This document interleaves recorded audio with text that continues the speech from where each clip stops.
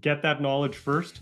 Whether you get it from me or you get it from a book or you get it from a podcast or some other training course, get that education first before you invest even a penny into any kind of investment. Welcome to the Teacher Money Show, the podcast dedicated to helping teachers navigate your unique financial challenges and unlock your financial superpowers. I'm your host, Shaun Morgan, a full-time teacher. That's right, I teach every day just like you, and personal financial coach. And I'm here to help every teacher, whether you're a seasoned teacher looking for fresh insights or a new educator navigating your first paycheck, to have a richer wallet, classroom, and life. The contents of this podcast are informational in nature and are not legal or tax advice, and neither I nor my guests are engaged in the provision of legal, tax, or any other advice. You should not act upon this information without first seeking appropriate advice from an accountant, financial planner, lawyer, or other professional.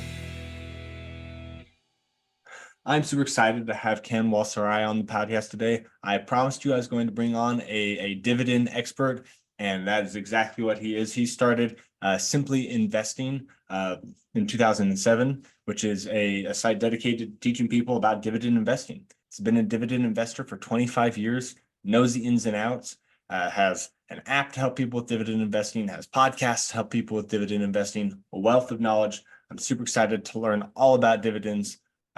Kanwal, welcome to the show. Thank you, Shaun. I'm glad to be here. So let's just get started because dividends are our focus. What is it? What is dividend investing? How is it different from other strategies? Give us the rundown on just the basics of dividends. Yeah, absolutely. I'm happy to do that. Those are great questions. So let's get started with the basics, right? Some of your audience may know this, some of them may not. So let's cover that right up front. And I get this question asked quite a bit. What are dividends, right? So a dividend is a company sharing a piece of its profits with you, the shareholder. So for example, if you own 1,000 shares in a company that's paying $1 a dividend, an annual dividend, then every year you're going to get $1,000 in cash as long as you hold on to those shares and as long as the company continues to pay the dividend of $1. And that dividend is deposited directly into your trading account, and you can spend that money if you wish, or you can reinvest it. Okay, just a not really important question, but I've always been curious. Why would a company want to sell shares to somebody instead of just not doing that? Yeah, so great question. So that's companies that are selling their shares. We're going to have to get into IPOs, right? Like just very briefly. So initial public offering. So when a company goes public, right, they're looking to raise money to grow the business.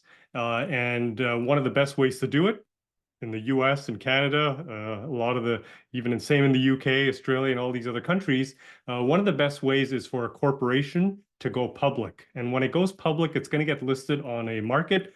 We'll keep it simple. Let's go with the New York Stock Exchange. So they're going to get listed on the New York Stock Exchange, for example, and they will determine ahead of time how many shares they're going to put out there into the world. Coca-Cola, for example, I'm sure some of your audience can check. I think it's something like 4 billion shares outstanding. Like there's a lot of shares out there. And so when a company offers its shares to the public, it is an opportunity for the public to become shareholders in the company. Even if you buy one share in Coca-Cola, and it's not a lot compared to 4 billion shares, you are still technically considered part owner of the company. And as part owner of the company, you're entitled to share in the profits of that company. So a large company like Coca-Cola does pay dividends. And that is one way for you and for myself as a dividend investor to be able to generate enough cash from my stock portfolio. Okay, so there is a benefit to them for doing this. They're not just, handing out money out of the goodness of their hearts. No, absolutely. No, of course not. So they, of course, like I mentioned before, is sharing the profits with the shareholders. The other reason is to a dividend, and we can get into it later if you want, but when a company is paying a dividend over the long term consistently and growing the dividend, that raises the share price. And we'll go back to Coca-Cola as an example, right? And Coca-Cola has been paying a dividend since 1893. That is a very long time, since the 1800s. And they've had over 62 years of consecutive dividend increases. And so if we look that up on a graph, you can see the dividends going up every year. When you map that over the stock price, you can see that over the long term, we're not talking yesterday or 2 weeks, but over the long term, the stock price also continues to go up. So there is a benefit, of course, for a company to pay dividends, because it also keeps the share price going up, and it keeps shareholders from, from not what I call day trading, right? Like just buying shares in the morning and selling them in the afternoon, right? So large corporations would prefer, that you invest in them by buying their shares, and then you hold on to those shares for the long term. All right, awesome. Thank you for that, that quick explanation of how this whole thing works. Hopefully that made sense to everyone. I think it made a lot of sense, but there's a lot of information just jam-packed in there. And I'm glad you have Coca-Cola as just like an on-hand example to really help us understand this concretely. So we've got the word dividend down. We got the word shareholder down. Are there other like specialty vocabulary words needed to talk about dividends that we should understand going in? Sure. There's, of course, the dividend yield, right? So for your audience who's not sure what that is, so that is simply the dividend, the annual dividend, divided by the share price, right? So let's keep things super simple. Let's say a company is offering a dividend of $1 per share, and that's an annual dividend. So you got to hold on to those shares for a year to get that $1. Most companies will pay a dividend every quarter, so 25 cents, but you'll end up with a $1 of dividend per share. So if we take the annual dividend divided by the share price, and let's say in this example, today the share price is $10. So 1 divided by 10, and we express that as a percentage, is 10%. So if I was to tell you that a company has a dividend yield today of 10%, and you were to invest, let's say, $1,000 in this company, you would get back 10% every year in the form of dividends. So a company that was giving you a dividend yield of 10% and you invested $1,000, you'd get $100 every year for as long as you own those shares and as long as the company continues to pay the dividend. Now, a dividend yield of 10% is very high. I just kept the math simple. It's easy to I can do the division in my head. Generally, you'll find companies with dividend yields of like 3%, 2%, 3.5%. In Canada, we have some of the big banks are paying over 5%. Some companies only pay 1.5%. So it varies, right? There are companies that pay 20% dividend yield, but that's a whole different topic. That's a different dividend trap. So we can talk about that later if you want. But anyways, you asked about vocabulary, so that's the big one. The other one is going to be to keep an eye out for the dividend payout ratio. And I'll give you a quick example.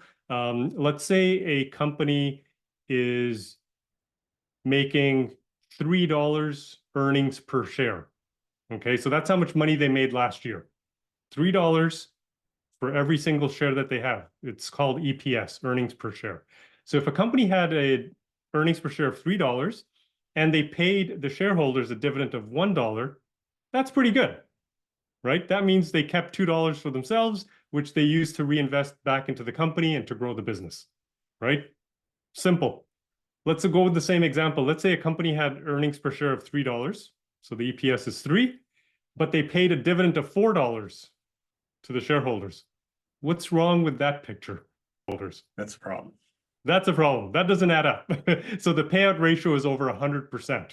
So if you see that the payout ratio is over 100%, move on to another company. You just need to look at that. So the payout ratio is the dividend divided by the earnings per share. Okay, so those are just two different ways of approaching understanding like the health of the dividend, how much you're going to make in the dividend yield, and then like the earnings per share is like, is this actually a sustainable model that they're putting out there? Yes, absolutely. Yeah. Awesome. So we have these vocabulary words, and you're talking about getting dividends of like 1%, 5%. You're like, wow, that's pretty impressive.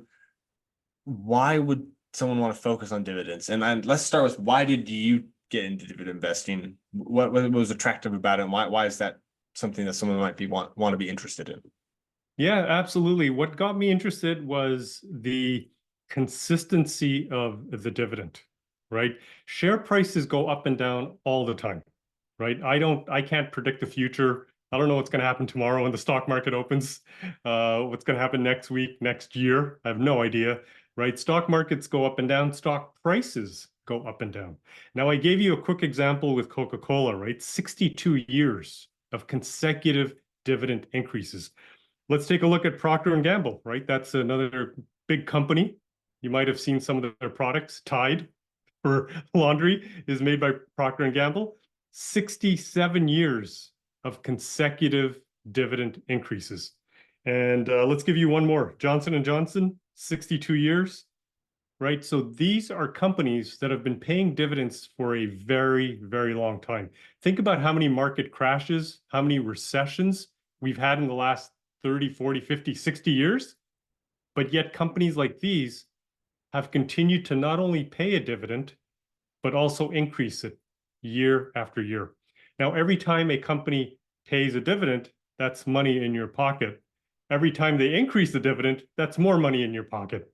And so that becomes your sort of margin of safety, right? I've had companies, really quick example, I bought TC Energy many, many years ago. Total investment was like $2,500. That's it, total. Bought 185 shares, held on to them. TC Energy has today paid me over $8,000 in dividends. So I've more than made up my initial capital investment, right? So what attracts me to the dividends is the consistency of the dividend.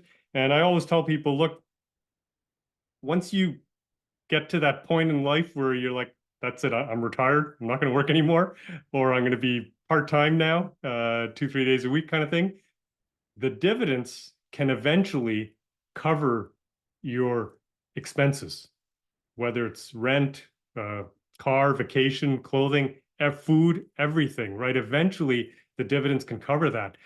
Without the dividend, you're only hoping for the stock price to go up, and hope is not going to cover your expenses. At least I don't want to rely on that. Right. Without dividends, you have to sell the actual stock to get that money to be able to pay for things. But the dividend comes without selling the stock, so it's much more cash flowing. Like, you can't eat a stock, but you can eat off of the dividends of a stock. So there's a really powerful thing about the consistency of getting that income coming in every single month. Absolutely. And that's regardless of stock price, right? If you look at the Coca-Cola chart in the last 62 years, you'll see the stock price goes up and down, up and down. Of course, the long-term trend is up, but you will see when, prices go up and down, $5, $10, $15 a share drop in the share price. Same thing with Procter and Gamble, Johnson & Johnson, Pepsi, any number of these companies. But the dividend consistently has gone up for decades and decades, right? So it also builds resiliency in your portfolio. So you're not, and I'll speak for myself. I've been doing this for 25 years. I've gone through COVID when we had the market crash, 2008, 2009 financial crisis, 9/11, right? These were important dates where the markets tanked. And I can tell you that in the last 25 years, the value of my portfolio has gone up and down, but the dividend income has gone up every single year consistently. That's pretty awesome. I didn't realize that the dividends were always going up in a lot of these large companies. When you're saying it's increasing, though, I'm assuming that the increase is not dramatic from year to year. It's incremental. What kind of increases can you expect? Yeah, absolutely. So it completely depends on the company, completely depends on the year. Sometimes you'll have a company increase the dividend by like 5%. Some of them I've seen 12, 15% increases. Some of them are only 1%, 2% increases. So as a dividend investor, I'm happy to get a dividend increase.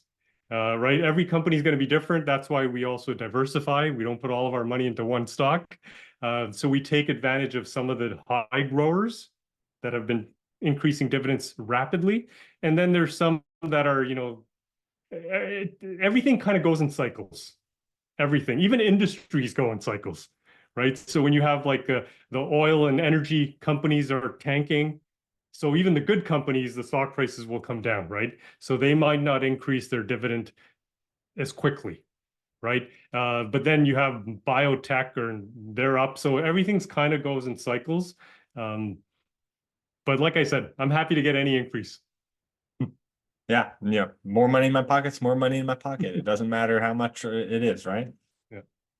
So if someone's saying, okay, this sounds great, dividends sound like a really nice, way to get some income coming in from my stock portfolio.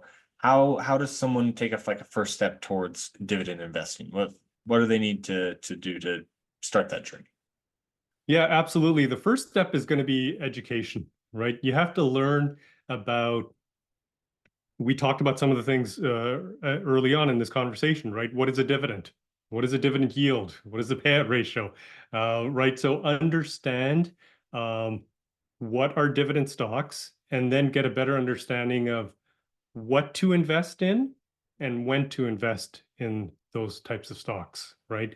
Um, if if you've got time, I'm more than happy. We can spend 5 minutes. I would love to cover my 12 rules of simply investing with your audience because Sure. those are the guiding principles. Yeah? Yeah, let's Okay, do it. 12 let's do rules. that. Yeah. So, I we're gonna go through it very, very quickly, right? There is a whole course around and all that, but let's go through it with the audience. I think it's super important. All right. So I've developed over the last 25 years what I call the 12 rules of simply investing, right? So when it comes to selecting dividend stocks and a company, when I'm looking at a company or a stock, it has to pass all of the 12 rules. If it fails one rule, we skip it, move on to something else. Okay. So it's got to pass all of them. Okay. Let's get started. Rule number one. Do you understand the product or service offered by the company? Okay, that's rule number one.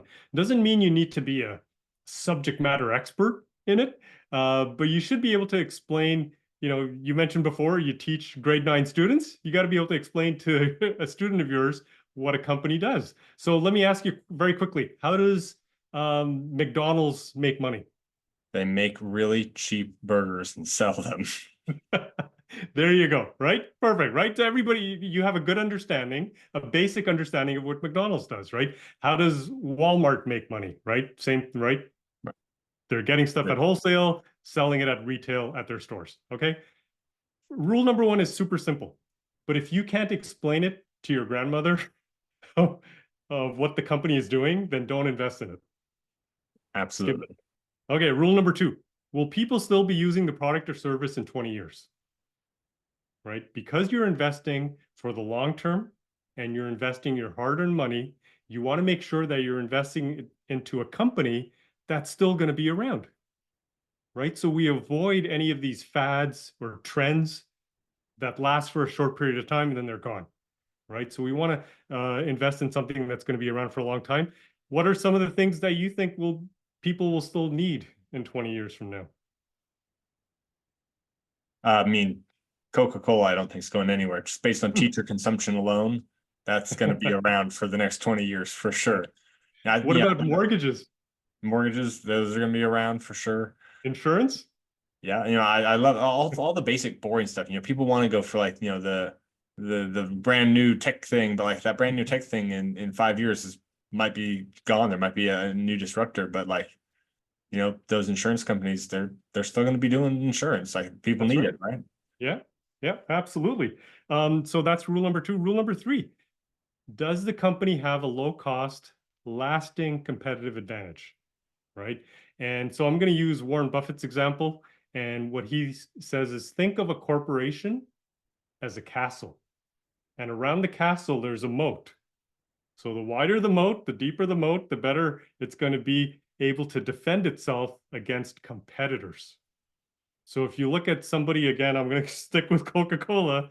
They've been around since the 1800s, right? Their brand recognition is worldwide. They operate in over 125 countries all over the world, right? If you can show that logo to anybody in any country on the planet and they will know what you're talking about, right? If you were to start a software company today from scratch, you would have to spend billions and billions in marketing and advertising, and you still wouldn't get to where Coca-Cola is today, right? Absolutely. And so there's other examples like that, but that's just one specific example. So look for companies that have a low cost competitive advantage, right?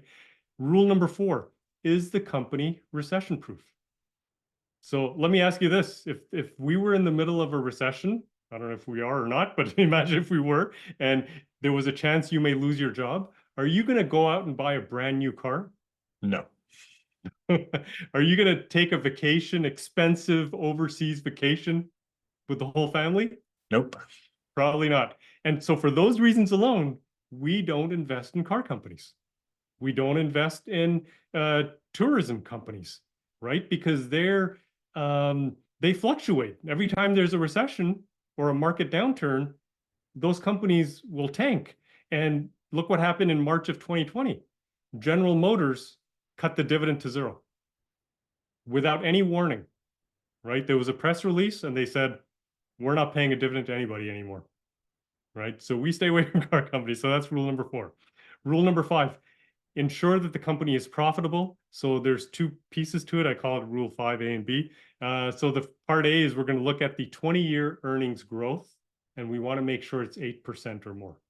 And so you can graph this anywhere. You can go to Yahoo Finance or any of these websites. You can look at the company's earnings on a graph, and we want to see the graph do this. You know, you may have 1 or 2 years where the earnings come down, but we want to see it do this. If it's doing this, for those of you that are listening, I'm moving my hand downwards. If it's doing this, it fails rule number 5. Like, just skip it, move on to something else, right? If it's doing this, I'm just going up and down. Completely random. I have no idea what's going to happen next year. Are they going to make money next year? Or they're not going to make any money. Because if they don't make any money, they're not going to pay a dividend, right? So that's rule number 5A. 5B Going up. So it's just to go ahead. Clarify the hand motions. Going up, occasional dips is okay as long as it's 8% over 20 years. And then if it's going down, stay away. Going up and down, up and down, up and down, stay away, right? 8% over 20 years going up is the goal there. Okay. Absolutely, right? And that's the bare minimum, 8% or more, right? To be able to pass rule number 5A. 5B, what we do is we count the number of earnings increases in the last 20 years. So we want to see at least 8 or more increases, right? The higher, the better, but we want to see that. If you see 0 increases in the earnings in the last 20 years, stay away. Like, right, that doesn't make any sense. Okay, rule number 6 is going to be similar, but now we're looking at the dividend. So over the last 20 years, I want to see the dividend growing by 8% or more. If it's less than that, skip it, move on to something else. And the same hand motion, if my graph is going down, what does that tell you? There's a good chance they're going to cut the dividend again next year. Yeah. Because they've been doing this for 20 years. And if it's completely random, we do have companies that'll pay a dividend and then they'll stop. Then they'll pay a dividend for 2 years, then they'll stop it again. Then they'll cut the dividend. Completely random. Stay away from those. Rule number 7, we talked about this before. Remember the payout ratio? If it's over 100%, that's dangerous. So what we do is we cut it off at 75. It's got to be 75% or less, right? The lower, the better, right? So if you were looking at 2 companies and one of them had a payout ratio of like 75%, everything else was the same. The other one had a payout ratio of 5%. 5% is better. 5% is better because there's a lot of room for the company to grow the dividend, right? Rule number 8, we look at the debt level, right? So without knowing rule number 8, let me ask you a quick question, Shaun. If you're looking at 2 companies, company A and company B, company A has a debt of 7%. Company B has a debt of 900%. Which company do you invest in? 7%. There you go, right? It's as simple as that. It really is. They have more wiggle room to pay a dividend with. Absolutely. And notice I said when, not if. When there's a market crash, because again, markets go up and down. This happens when there's a market crash or a correction. A company with a lower lower debt is going to have an easier time paying off its loans, right? If you're already at 800-900% debt, you're going to have a very hard time to pay off your loans. And if the interest rates rise, it's going to be even harder, right? And then, so forget about paying dividends, forget about earnings. So, right. So that's why rule number 8, we want to take a look at the debt. Rule number 9, has there been a recent dividend cut? So we saw that in March of 2020 with General Motors. They cut the dividend. Boeing cut the dividend also during COVID. Disney also cut the dividend during COVID. So if there has been a recent dividend cut, we just stay away from that. It's just, I don't want to take that risk. Like the dividend might come back, maybe for I think, I believe, is it Boeing or like Disney? One of them has brought the dividend back, but it did take them a year or two, sort of a couple of years to bring it back. So we just don't want that. Boeing's in trouble for other reasons besides dividend. There you go. Moment. So let's just, I'd stay away from them too. Absolutely. There you go. Each of these rules is designed to lower your risk, right? We don't want to lose our hard-earned money. We all work very hard and we don't want to see it disappear. So each of the rules is designed to lower your risk. Rule number 10. So we're almost there. We got 2 more left. Rule number 10. Does the company actively buy back its shares? So again, very quickly, I can give you a 30-second summary here. Generally, it's a good thing because when they buy back their own shares, it means that there's less shares outstanding in the market. And because of supply and demand, the shares that are still out there, the price will eventually creep up. And as dividend investors, we love our dividends, but we also like to see the stock price come up because that's just icing on the cake. Right. So even better for us. Okay, rule number 11. So rule number 1 to 10 is if a company passes 1 to 10, you've got a quality company on your hands, right? Because we always want to invest in quality companies, not just any company, quality companies. So 1 to 10 is quality. Number 11, there's 3 parts, A, B, and C. Number 11 is to determine, is the stock priced low? You've heard the phrase buy low and sell high? Yeah. Yeah, okay. There's value in that, right? All things considered equal, it's better to pay, I don't know, $10 a share versus $300 a share, right? All things considered equal, assuming the dividend, everything else is the same, right? Right. So if you can buy it at a lower price, at a historically low price, then there's a good chance that in the future, the stock price is going to go up, right? If you buy the stock at a historically high price, very little chance it's going to go higher. Yeah. Because it's already historically high. Okay, so rule 11A, we look at the PE ratio, 25 or less.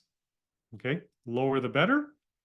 11B, we look at the current dividend yield. It must be higher than the company's 20-year average dividend yield.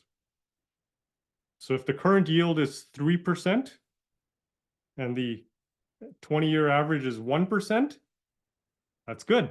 That means the company is historically priced low. And rule number 11C is the PB ratio, the price to book value. The book value is what the company is worth if they were to sell everything. If Coca-Cola was to go bankrupt tomorrow, they would take all of the factories, all of the machinery, everything that the company owns would be liquidated. They would pay off all the debt, and then you would end up as the book value. What is the company intrinsically worth? So we look at the price to book value of 3 or less. So again, the lower, the better. If it's higher than 3, forget it, skip it, move on to something else. Last one, rule number 12, has nothing to do with numbers, nothing to do with data or finance or nothing. It has everything to do with you, the investor. So rule number 12 is you need to keep your emotions out of investing. And to be successful at this, you need to have patience and discipline. Discipline to stick to the 12 rules. We never make any exceptions here. Stick to the 12 rules. And the patience to ride out any market downturns. We don't want to panic. When the market crashes, and it will, right? We saw that in March of 2020 when COVID hit, the markets tanked. You don't want to panic. And that is the worst time to sell. Even if you have mutual funds, index funds, or ETFs, that's the worst time to sell is when everything is down, because now you've solidified your losses. Okay, that's the 12 rules in a nutshell. That was amazing. I mean, I think that if someone just listened to those 12 things and followed them, like you said, never making an exception, that would give them guidance of where to go for education. Like, okay, I don't understand what a PB ratio is perfectly, or I need to understand, the payout ratio better, or whatever it is. That's a place to dive in a bit deeper. And then those rules will also just help someone choose a company to invest in, which this I want everyone to realize that this is deep dividend investing. Like, yeah, you can invest in dividends by just buying an index, right? That you'll have dividends naturally as part of that whole thing. But if you really want to dive into dividend investing and make the most of it, it's going to take a good amount of education to understand the company, right? You need to understand these places that you're going to put your money, these companies you're going to put your money into, because they're going to be stewarding that money for a long time, and they need to be able to grow and handle that properly. And these rules are going to get you there. It's going to take that intensive learning, but that is an awesome roadmap to get anyone there if they want to follow that. Thank you for just spilling the beans on everything right there. That was awesome. Yeah, and I want to mention too, and I'm not sure if you were to ask this question or not, but with dividend investing, at the beginning, the dividends are small, right? Let's be honest. If we look at the dividends, you can look it up for any company, right? Sometimes the dividend is like 75 cents a share, right? You're like, I can't get rich off of 75 cents a share, or even $1.25, right? Like some of the dividends are very small. So in the beginning, yes, it's going to be small, right? Unless you're sitting on $1 million cash, which I'm not. So unless you've got a lot of money that you're sitting on that you could invest immediately, right? For most people, no, you're going to start maybe with $500. You're going to start with $1,000, maybe 10,000. You're going to start slowly. You're going to invest every month or every year, right? So dividend investing in the beginning is small. Keep track of the dividends. I like to put them into an Excel spreadsheet. It's right. So it's nice to see the dividends growing. And in the beginning, again, I started with my kids when they were both 9 years old, right? So the first year, I think they made like $5 in dividends or $6 or something, some small, insignificant amount. But for them, it was exciting to see just getting free money for not having to do any extra chores or any extra work and just getting the money. And then seeing it the next year getting higher and higher and higher. Now, same thing with adults. It's going to start small. Here's the thing. At around the 8 to 10 year mark, it starts to snowball because we're going to reinvest those dividends, right? So now it starts to snowball. And I've got students that are making 20, 30, 50, $60,000 a year in dividends, right? And they still have a day job. So they've got a day job that covers their mortgage, their food, their transportation, all that stuff. So what are they doing with the 60,000 every year? They're reinvesting it into other stocks that are paying dividends. So then it really starts to snowball. So it takes time. This is not a get rich quick scheme. We're not talking about day trading. We're not talking about Bitcoin. Slow and steady, resilient portfolio, regardless of what happens with the stock market and stock prices. We want to grow it. So there's two things you need, right? We talked about money. The second thing is time. So the sooner you start, the better off you'll be, right? I wish I started 15 years earlier, right? I started 25 years ago. I wish I started sooner than that, right? That's why I got the kids going. And I love talking to teachers, right? Because you're influencing the younger generation. If you can get the kids started early and your own kids started early, then they will be in such a strong financial situation as they get older. That's awesome.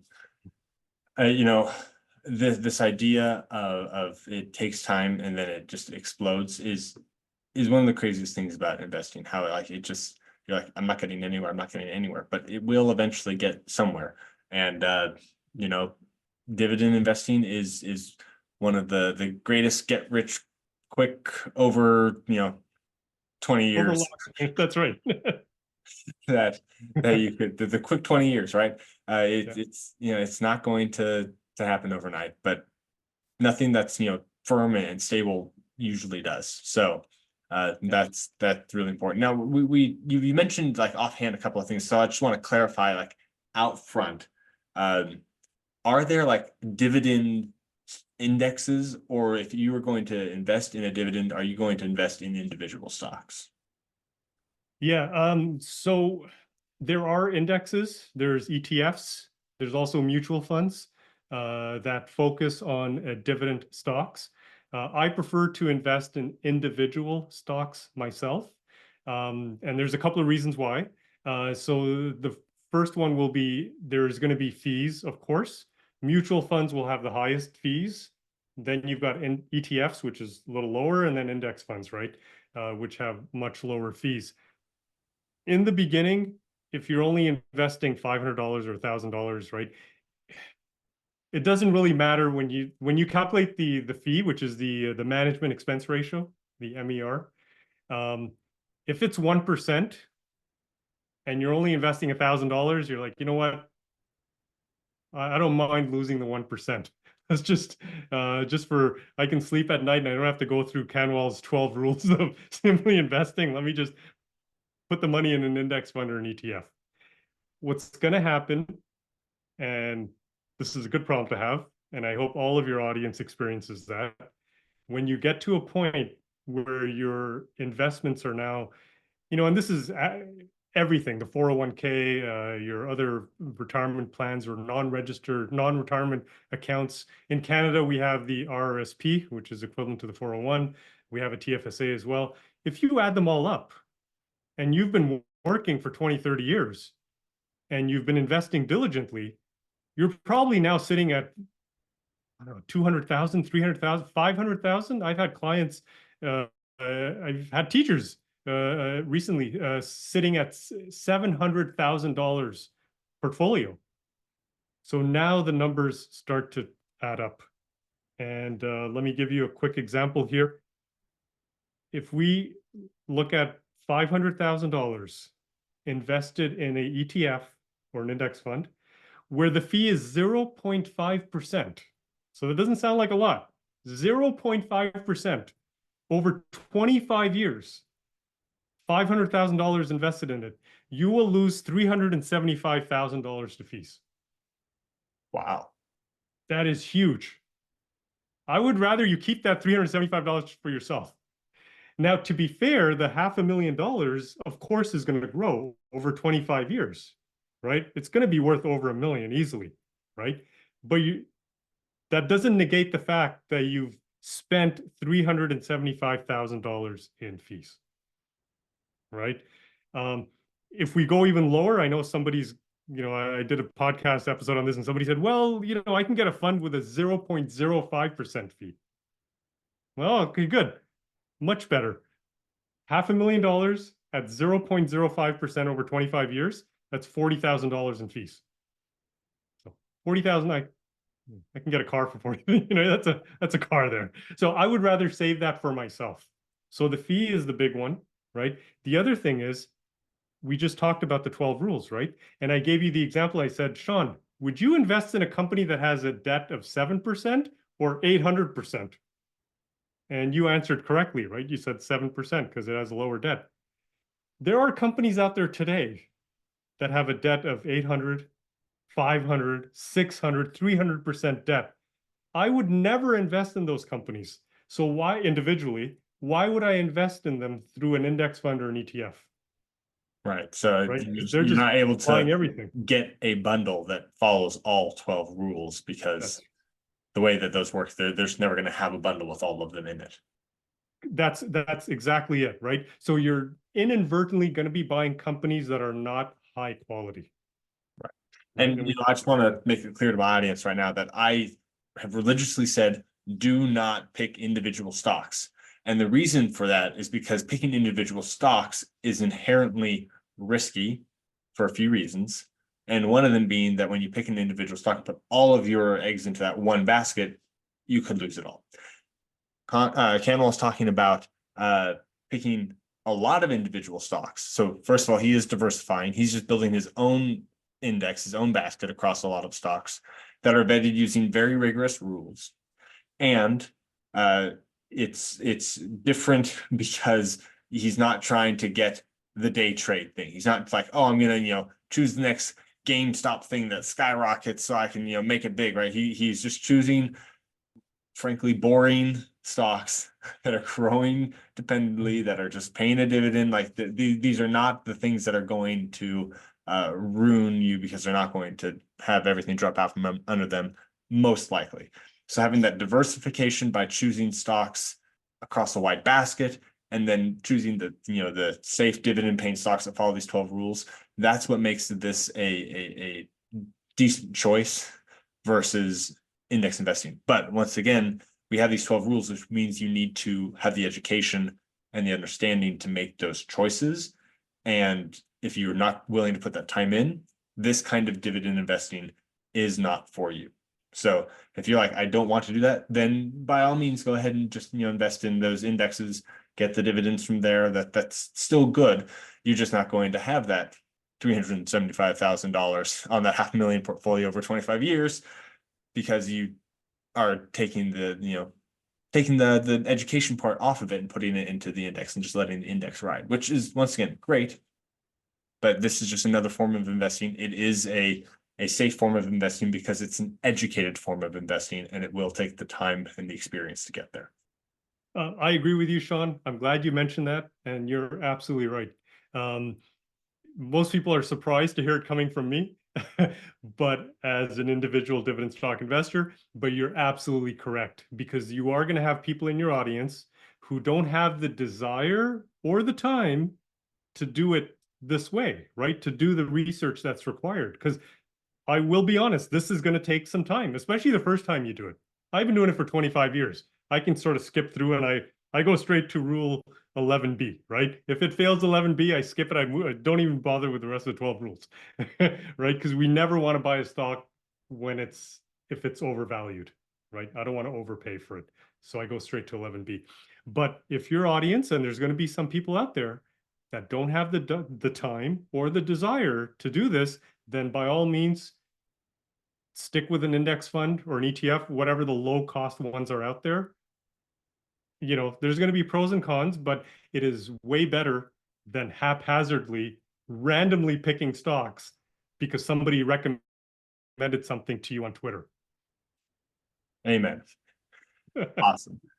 Okay, so just a few more questions for you. We're wrapping up here. My first question for you is, you are not a financial advisor, right? You are not someone who is, for teachers, bringing the donuts into the room and saying, hey, I can invest your money for you. Don't like those people necessarily around here. They're not investing properly for our teachers. But you do help people with dividend investing. So what do you do to help people with dividend investing? Yeah, absolutely. So I consider myself, I'm not a professional teacher, but I love teaching, right? I've taught the course in person. I've taught it at elementary school. I've taught it at high schools as a guest speaker. I enjoy doing that. And I've taught adults as well with the Simply Investing course. So I consider myself an educator.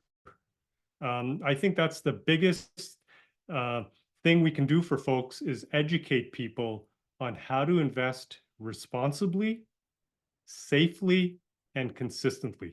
And in plain English, I don't get into the technical jargon, which I think the industry does on purpose to confuse people so that they can take your money and invest it on your behalf, right? So I'm not a broker. I'm not a financial advisor. I don't take people's money or invest for them. I am teaching people how to invest for themselves, by themselves. So we do that through the course. And then the Simply Investing web application is something we spent 3 years building, which speeds up sort of the 12 rules, right? And we apply those rules to over 8,000 stocks every single day automatically. The software does it. My background is software. I've been doing that professionally for 28 years. So the software facilitates that.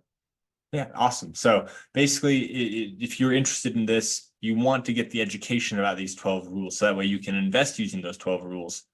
You're the guy to go to package it nicely. I mean, you can stumble your way through these 12 rules that we have right here and try and learn it all haphazardly. And I'm going to tell you right now, as someone who's done a lot of the I'm going to learn it myself method, it's not the best way to go about it. So if you're interested in this, reach out to Kanwal and he can help you out, right? He can get you the education that you need to invest intelligently in dividends if this is something that you're interested in. All right, so 2 more questions for you. I ask all my guests, what's your number 1 tip for teachers to have a richer wallet, classroom, and life? The number 1 tip is going to be, I'm going to come back to the same thing, is education. Get that knowledge first. Whether you get it from me or you get it from a book or you get it from a podcast or some other training course, get that education first before you invest even a penny into any kind of investment. Trust me, because I've done it the wrong way, right? I didn't start off investing in dividend stocks. I put all my money as soon as I got out of college, graduated from college, got a job. I was so excited. I put all of my extra cash in mutual funds and all over the map, just haphazardly, like picking. At one point, I think I owned 18 different mutual funds with fees ranging from 1% to 4.5%. Like ridiculous. This is crazy. So please don't do that. My number 1 tip is get the knowledge first before you start. I love it. That I think this has just been a wealth of knowledge this episode has been. So thank you for sharing that knowledge with us. And of course, that is so important. Just understanding what you're doing before you get going. And 4.5%, ouch. So I'm glad you recovered from that and are helping us avoid that landmine. Yeah. Okay. So if teachers interested and they want to know more about you or know more about your course or how they can connect with you, what is the best way they can connect with you? The best place is to go to my website, simplyinvesting.com. From there, it'll have links to, I have a dividend podcast that we're 88 episodes in. We're going to be restarting that in the new year with new episodes coming up. So that's, again, those podcasts is just a wealth of information. I pick a topic and talk about it. The website has lots of information there. So that's the number 1 place to go to. All right, awesome. Well, thank you, Kanwal. This has been amazing. I learned so much about dividend investing. I really appreciate you coming on and sharing your expertise with us. Thank you, Shaun, for having me. Thank you, Kanwal, so much. That was such a great interview. Loved talking to him, learning all about dividends. Dividends are a meaty topic when it comes to investing, and they're really an important part of an investing portfolio in general. But if you just want to have something that you can live off of without having to have all of this extra, steps of pulling money here, following this rule there, just having the dividends paying you consistently, this has been a great episode to learn about that. And now let's review the most important key takeaways from this episode, the Cliff Notes. Cliff Notes are brought to you by me. If you're sitting there wondering, how can I get the money I need to start investing every single month, this $500, $1,000 he was talking about toward dividends, then you need to learn how to save your money. So go to teachyourmoneyshow.com/save, that's SAV, and you can get the free download for 5 steps to save money on a teacher's salary. It's an ebook that I wrote just going through how you can save money as a teacher, so that way you can have everything set up to put your money towards investing after you start saving money on your salary. Now on to the Cliff Note. The first thing to remember is that consistency of the dividend is what makes it powerful. If you're just investing in stocks for the value of the stock, it goes up and down and up and down, and you have to pull money out at uncertain times to keep funding your lifestyle and retirement. But dividends just pay again and again and again. If you're buying into good, solid dividends, they will keep paying almost guaranteed. Nothing is actually guaranteed, but these companies that have been doing it for a long time are doing it for a purpose, and they will continue to do it as long as it is possible. The number 2 takeaway is these 12 steps. I'm just going to quickly go through these 12 rules to understand the dividends, whether or not you should buy them, because they were so powerful. Do you understand the company? Do you know what they do, right? Simple. Will people still use it in 20 years? Yes or no? Simple rule, right? Does it have a low cost, lasting competitive advantage? We didn't go deep into this one, but basically the idea here is that, is there something that's protecting that company from having their legs chopped out from under them, right? At this point, Walmart is just such a behemoth of a company that they have their huge infrastructure. They've got their low cost prices. People associate them with value. It's just going to be really hard for somebody to come in and disrupt the market for Walmart. They have entrenched themselves so well, and they don't have to put a lot of money into that because they are just continuing to be the company that people look to for that low cost value. So that's what we're talking about. This company would be really hard to edge out. Another example that's maybe not the example you want to go for is, like these new AI companies. You might be like, oh, this company they're the best, they're going to make it, but they might not. They haven't been around long enough to really have this low cost, lasting competitive advantage. Because in technology, things change so fast, they can just lose it overnight almost. So that's the different type of thing to consider there. Is the company recession proof? Will people still need it in a recession?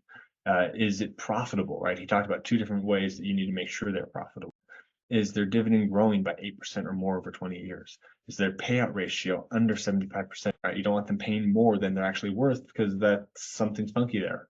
Is their debt level low? You want a low debt level so that way if something goes wrong, they are able to pivot much more easily and pay off those debts to keep being profitable. Has there been a recent dividend cut? If they've been cutting dividends in the past, chances are they will cut it in the future. Does the company actively buy back its shares? This shows a strong company and it indicates the values are going to go up over time. Is the stock priced low? There's a lot to go into of figuring out if the stock is priced low. I think if you're going to want more information about that, you're going to have to go talk to Kanwal because he knows these things inside and out. And then keep your emotions out of investing. You want to make sure that you are just staying the course, being patient, letting it grow. That is so important. So these are the 12 rules to follow, and never, ever, ever make an exception. Exceptions are what drown people when it comes to investing. So make sure that you are never allowing yourself to make an exception. You always follow these 12 rules if you're going to do dividend investing. And I think a final rule that we need to make sure is on here, even though it's not one of his 12 rules, is get the education first. Before you do anything, before you put a single penny into the stock market, into dividends, make sure you know what you're doing and get that education however you can. Dividends are a great way for you to become wealthy over time. But remember, as a teacher, you're already rich. Your wallet just needs to catch up. Are you worried you won't have enough money to retire? Or maybe you just don't know how you're going to get out of all of this debt. Whatever your situation is, I can help you. Go to teachermoneyshow.com/guest and fill out the form there, and you can come on the show for free coaching, or we can meet one-on-one to discuss your needs. I look forward to talking to you.